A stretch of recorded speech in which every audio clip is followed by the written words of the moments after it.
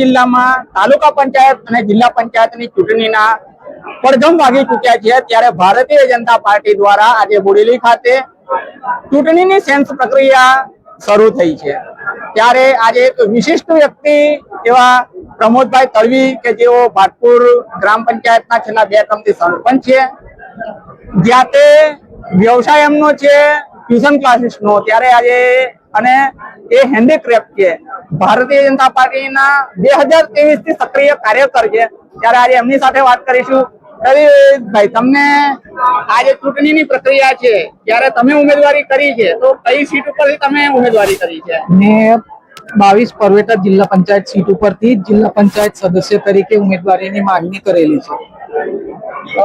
તમારો જે ગુણો એ જોઈએ કે તમે ભૂતકાળમાં ગ્રામ પંચાયતમાં પણ સક્રિય કાર્યકર તરીકે ઘણું મોટું કામ કરેલું છે, તો આ કામ જોઈને તમને શું લાગે છે કે આ ટિકિટ તમને મળશે ખરી? હું 2018 થી ભાટપુર ગ્રામ પંચાયતના સરપંચ તરીકે હું ચૂંટાવું છું અને કામની સેવા કરું છું, અને એ સાથે સાથે હું 2016 થી પાર્ટીની ભારતીય જનતા પાર્ટીની પણ હું બધી મોટાભાગની બધી જ કામગીરી કરું છું। તો મને પાર્ટીની આશા છે કે મારી કામગીરીને અનુરૂપ મને ટિકિટ આપે એવી હું આશા રાખું છું। હાલની પરિસ્થિતિમાં એવું જોવામાં આવે છે કે છોટાઉદેપુર જિલ્લામાં હાલ જે એવું કહેવાય કે બીજી પણ ઘણી પાર્ટીઓ છે કે જેનું જોર વધારે હોય એવું આસપાસની જગ્યાઓથી વાતાવરણ એવું બની રહ્યું છે। દાખલા તરીકે આમ આદમી પાર્ટી પણ અત્યારે છોટાઉદેપુરમાં ખૂબ જોરમાં છે, ત્યારે આ ચૂંટણીમાં તમે એવું કઈ રીતે ભારતીય જનતા પાર્ટીને વિજય આપવા માટે પ્રયત્ન કરશો? હું જઈને ભારતીય જનતા પાર્ટી અત્યારે એવા માહોલમાં છે કે door to door Bharatiya Janata પાર્ટીના જાઓ તો કોઈ દરેક ગામની અંદર એમના કાર્યકર્તા મળે અને ભારતીય જનતા પાર્ટી સાથે જોડાયેલા કાર્યકર્તાઓ મળે જે પાર્ટી માટે કામ કરે છે, એવા કાર્યકર્તાઓને મળી ડોર ટુ ડોર વિઝિટ કરી અને સારી બહુમતીથી વિજય મેળવે એવો પ્રકારનો પ્રયત્ન કરીશું। ત્યારે પ્રમોદભાઈ, ખાસ એવું કહેવું છે કે અત્યાર સુધી તમે સરપંચ પદે રહી અને શું એવા કામ કર્યા છે કે જેને લઈને જનતા છે, જનતા તમને તાલુકા પંચાયતમાં પણ વિશ્વાસમાં લઈ અને વિજય અપાવે?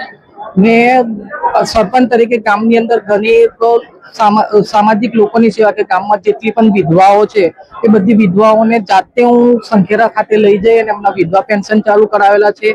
પ્રધાનમંત્રી આવાસ યોજના અંતર્ગત હું 101 આવાસો પૂર્ણ કરાવેલી છે અને બીજી 171 આવાસોની માંગણી કરેલી છે। એ ઉપરાંત ગામમાં હું બ્યુટિફિકેશનનું કામ કરાયું છે।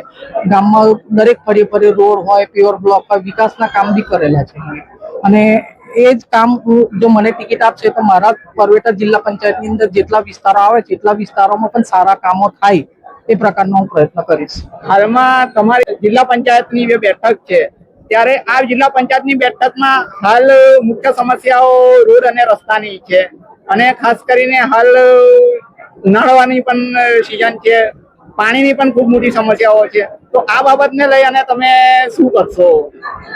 જો થશે તો સૌપ્રથમ તો હું જળ એ જીવન છે, એટલે પાણીની બધાને જ જરૂરિયાત હોય, તો સૌપ્રથમ તો હું પાણીની જેટલા પણ વિસ્તારની અંદર પાણીની સમસ્યા છે એને દૂર થાય એ પ્રકારનો પ્રયત્ન કરીશ અને જે કામમાં રસ્તાઓની આ છે જરૂરિયાત છે બધી એ પણ પૂરી કરીશ, પણ પ્રાથમિક પ્રાયોરિટી પાણીની છે।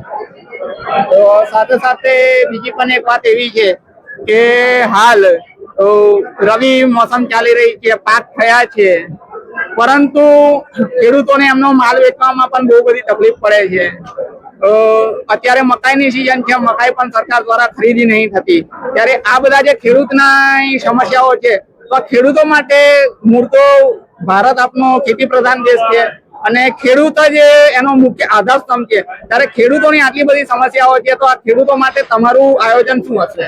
હું ખેડૂતો જોડે સંપર્ક કરીશ, એમનો માલ છે એ એપીએમસી જેવા વિસ્તારોમાં વેચાણ થાય એ પ્રકારની સરકારની ઉપર રજૂઆત કરીશ કે ભાઈ આ લોકોનો માલ છે કે એમને સારું વળતર મળે અને એમનું વેચાણ થાય એ પ્રકારની વ્યવસ્થા થાય એવું સરકાર સમક્ષ હું રજૂઆત કરીશ।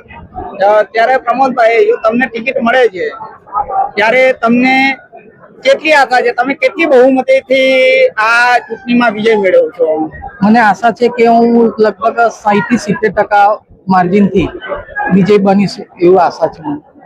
ત્યારે આ હતા આપની સાથે પરવેટા જૂથ માટે જિલ્લા પંચાયતની બેઠકમાં જેમને દાવેદારી કરી છે એવા પ્રમોદભાઈ તડવી કે જેઓ વ્યવસાય ટ્યુશન ક્લાસ ચલાવે છે અને ખૂબ સારા કાર્યો એમને એમના વિસ્તારમાં કરેલા છે. એમને આશા છે કે ખૂબ મોટી જંગી બહુમતીથી ભારતીય જનતા પાર્ટીને વિજય અપાવશે અને સાથે સાથે સમાજના ખેડૂતોના અને આમ જનતાના પ્રશ્નોને પણ છેક સરકાર સુધી લઈ જશે. ત્યારે જોઈએ કે હવે આ સેન્સ પ્રક્રિયામાં એમને ટિકિટ મળે છે કે કેમ એ તો આવનારો સમય જ કહેશે, પણ એમનો ઉત્સાહ કહી આપે છે કે વિકલાંગ હોવા છતાં પણ માણસ કેટલું કરી શકે છે. એટલે જ તો કહેવાયું છે કે આસમાન મેં कैसे सुराग नहीं हो सकता, एक पत्थर तो तबियत से उछालो यारो. આવા એક પ્રમોદભાઈ છે કે જેને ખૂબ સરસ રીતે કામ કરી અને ભારતીય જનતા પાર્ટીમાં એક પોતાનો સિક્કો કહેવાય એક સિક્કો બનાવ્યો છે અને 2023 થી સક્રિય કાર્ય કરી રહ્યા છે. શુભેચ્છા આપીશું એમને કે તેમને ટિકિટ મળે અને જલવંત બહુમતીથી વિજય થાય. નમસ્કાર.